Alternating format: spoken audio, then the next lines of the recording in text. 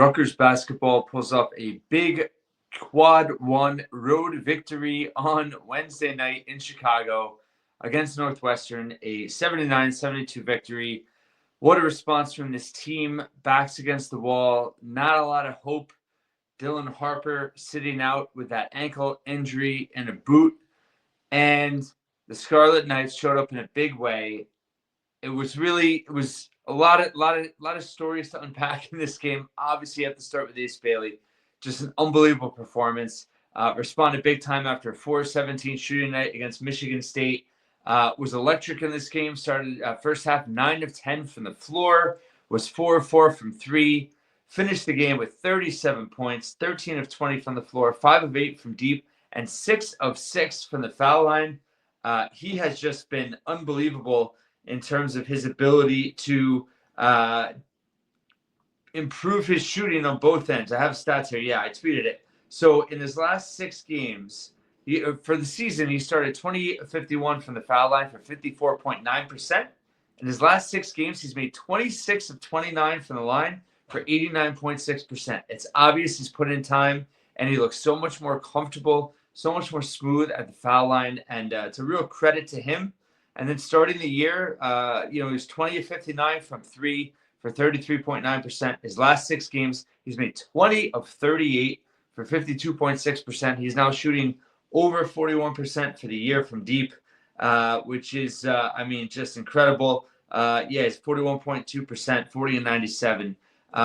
Just complete skill set, threes, difficult twos. I thought his shot selection was much better.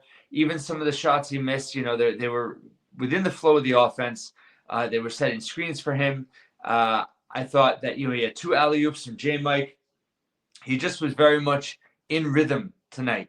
And he was assertive without forcing it. And that was the difference, I thought, in his performance. Just lights out. And I think Northwestern just had no answer for him. No answer at all. I mean, Rutgers was more physical than Northwestern. They were more athletic than Northwestern. But Ace Bailey just, I think, it's almost like he scared them because they just, in second half in particular, Northwestern just, looked like a dead team walking. They were 3 of 18 at one point. They finished 12 of 35 in the second half for just 34%. Overall, they shot 42.4% for the game. They were just 7 of 22 from three. Rutgers played really good team defense tonight. Ace also had 6 rebounds, 3 blocks in the game. And Rutgers is a team. I take Ace out of it at 13 of 20. Rutgers still shot 15 of 29 from the floor, a tad over 50%. They shot 8 of 14 from three as a team. So that's 3 of 6 outside of Ace. They did struggle from the foul line tonight, just 15 of 25. But Somerville made all 3 of his free throws. He gave them something tonight: 9 points, 3-7 from the floor, 3 of 3 from the foul line, 6 rebounds. Credit to him. Steve Peichel, I thought, had a great game tonight on the bench. Somerville did not rotate well on a defensive possession, and I forget who it was, just scored easily at the rim. Peichel immediately pulls him out of the game, gets in his ear, was pretty vocal. And then you know what? He got him right back in the game. And what did Somerville do? He responded by drawing a charge. So that's the kind of investedness you want to see in this team. You saw some real growth from the younger players tonight. This was a veteran team. Northwestern is all seniors and juniors. I talked about it in my preview. And Rutgers flustered them. They were unsettled. And Rutgers, dominated the game. They led for 29 minutes. They were up 8 at the half. Northwestern got it down to 3. Rutgers extended it all the way to 15. It was a little dicey there at the end. It always is going to be. It's never easy. But they pulled through with relative ease. And it was just a really impressive team victory, I thought, in terms of let me just finish on Lathan. He also had, so he played 27 minutes. Ace was +4 in 35 minutes. Somerville, 27 minutes +2. Let's talk about Tyson Acuff. What a performance from him, especially in that second half. Let's see his second half split here. He was, 9 points in the second half on 4 of 5 shooting, 2 rebounds, 2 assists. Overall in the game, He finished with 13 points. He was the second leading scorer on the team. Only other scorer in double figures. 5 of 7 from the floor, 1 of 1 from 3, 2 of 2 from the line, 4 assists, 0 turnovers, 3 rebounds. It was also just his poise out there.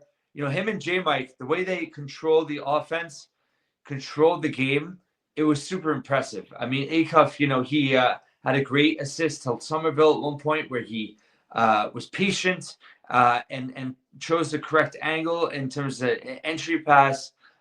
He knows how to play basketball. I've talked about this before. The big difference tonight is that he was actually able to get downhill and he was able to do have pull-up jumpers. It didn't look like the last few games he's had any pep in his step.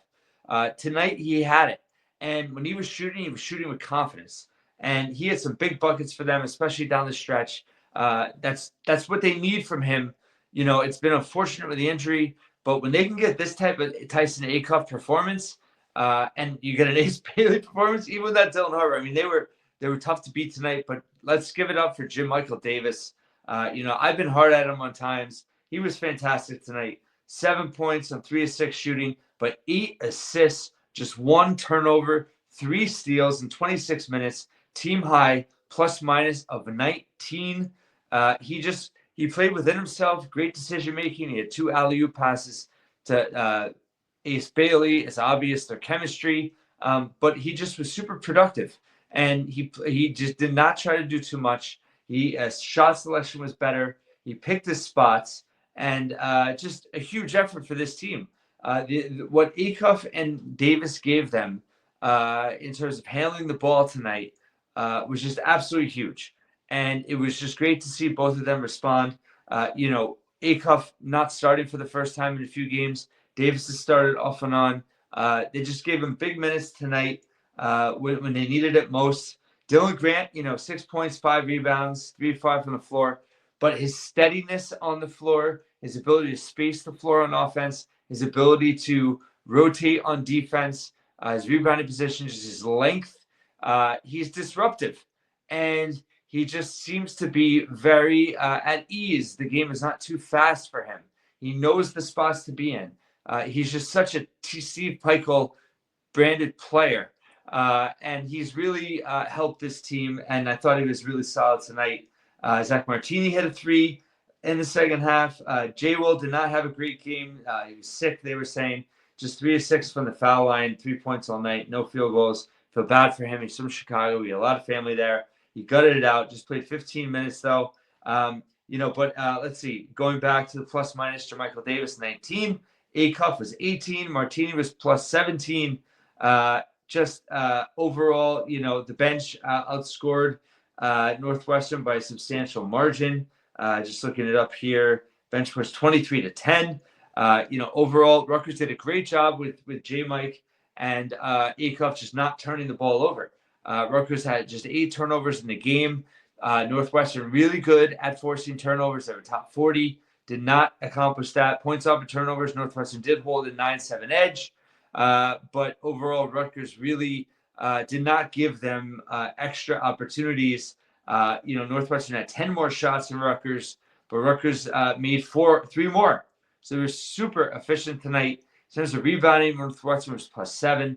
But Rutgers, was able to make a ton of shots. I mean, they shot 67% in the first half. In terms of second chance points, it was 13-11 for Northwestern, even though they're plus 6 on the offensive glass. Points in the paint was 32-28 Northwestern, but 16 assists on 28 makes. Rutgers is a team 8 of 14 from the 3-point line. And it just says this was a culture win. This says so much about the program, about their ability to stay just connected through adversity. Obviously, Dylan Harper not playing. They at least could prepare for that. Brian Fonseca reporting that he's been in a boot all week. It sounds like they're going to take it game to game. I'm skeptical he'd be available for Michigan on Saturday. But I don't think it's something he's going to be out for the year on. But we'll see. It's hard to tell. But it was just, and at one point in the game, Ace was in a timeout huddle hugging Dylan Harper. He talked about after the game about Dylan being, engaged on the sideline, coaching up the team, recognizing sets that Northwestern was doing things they were doing on the court. But I thought this was a huge night for Steve Pikiell. I loved the 2 timeouts he took late in the game. It was about 7 or 8 minutes, and about 3 minutes, Northwestern cut the lead to 7 at one point, 9 to another, and he settled things down. He didn't allow Northwestern to get back-to-back baskets. I thought they ran really good stuff outside of timeouts in this game. I thought, they were a lot more active in the half court. They were setting a lot more screens. They were a lot more intentional on offense tonight. And that's what I said in the preview we had to see. They had to have a strategic game plan tonight, and I thought it wasn't just Ace. He needed complementary support, and he got it. And it's kind of amazing how this game really wasn't close at the end. I mean, it was Rutgers was really in control the entire second half after that initial run, 7-2 run for Northwestern. They were without a field goal then for over 5-6 minutes. They, started the half and they were 3 of 18. They finished 9 of 7, 3 of 18, and so they were 9 of 17 to finish the half, but it wasn't nearly enough. I mean, Leach was fantastic, had 23 for them. Martinelli is really good, had 16 and 10. Barnheiser struggled poorly, 4-12 from the floor, just 10 points. Nicholson got them 8, but their bench really didn't do too much. Ty Barry had a couple threes, but not super efficient. And, Rutgers, this is a huge win. It's a Q1 road win. Once again, they jumped 12 spots as of the time of this recording, from 81 to 69. And KenPom, they're now 54th in adjusted offensive efficiency. Listen, there's a long way to go. Delusions of grandeur if you think they're going to make the NCAA tournament at this point. However, if this team can stay together, stay connected, play as hard as they did tonight, they're going to have a chance. They're going to have a chance to make a serious run in the Big Ten tournament. And it's a lot to ask. NC State last year, making that run in the big hit, in the ACC, they were losing late in that game. I think it went into overtime, and they recovered and then went all the way around the table in the ACC and then the Final Four. Now, I'm not saying Rutgers is going to do that, but this win keeps some modicum of hope alive. It keeps the idea that this team has not given up on this season. Ace Bailey is 100% in. He brings pure joy to watching this team. And right now they have 4 wins in conference play. Let's see, 16th. They're tied for 12th place. Nothing to get crazy excited about, but they're 4-6 now in the first half. There's some winnable games still on the schedule. Now they go home for what could be the biggest homestand in many years for this team. I mean, they play a ranked Michigan team, a ranked Illinois team. If you could somehow win both of those games, then things really get interesting once again. So we'll see. Both obviously high quad one opportunities. Rutgers not 2-8 in quad one games this year. We'll see how much they jump in the net. But if anything, if this team can build enough consistency and get to 8, 9, maybe 10 wins in the Big Ten, and you go into the Big Ten tournament, you have a winning record, you're probably going to the NIT, but you have a chance to make some noise. And obviously the BTN crew was super high on them tonight. But I just think that I think the big what if for this team is January, right? I get the argument that this team was not good in November and December, and therefore, what does it really matter? Dylan Harper's injury, because they weren't proven to be a good team. I think the counter argument to that is that they potentially could have been in a time where everything was starting to click for such a young team. And we're never going to know what that could have been like, because Dylan Harper was sick and then he hurt his ankle. So it's woulda, coulda, shoulda. I get it. I'm not making an excuse for the season. This team gave themselves no margin for error with those losses to Kennesaw State and Princeton. Put them in a huge bind. If you win both those games, right now you're 13-8. You're 4-6 in the league. It's a lot of what ifs. But if this team can continue to fight, continue to get better, they've been better defensively. They shared the basketball and offense tonight. They can weather this storm, pick up a couple of victories, get Dylan back healthy. who knows? Why not Rutgers? I mean, we are in the shits this year with so much. I'm going to go off on an episode soon just with the Hobbs mess and just the way this year has gone. I just, when are the basketball gods going to respond and throw a bone? I don't know. But it was a pleasure to watch this team tonight. You got to give the coaching staff a ton of credit. Again, Peichel totally outcoached Chris Collins tonight. And that's saying something. Collins is a good coach. Northwestern, was outside the bubble coming into this game. This obviously hurts them quite a bit. And Rutgers leapfrogs them in the standings. So that is really important. And now, if you could split at home against Michigan and Illinois, you'd be 5-7 with who's up after that. You have 5-7 if you split the homestand, and then you go to Maryland. Tough game. Iowa at home, on the road to Oregon and Washington, USC at home, at Michigan, Purdue, and then Minnesota at home. There's a good 4 to 5 games there still on the table that Rutgers has a legit chance to win. Maybe they could pull a major upset here or there, but they're alive and kicking. And to do it without Harper, to do it, with the performances they got, not just from Ace, but from Acuff, from Davis, Grant. This was a team victory tonight. Ace, one of the most, he's the first freshman since Trae Young. I saw this cited somewhere, which is like 7 seasons to have multiple 35-plus point scoring games. So just a great win. It's winning's a lot better than losing. We know that.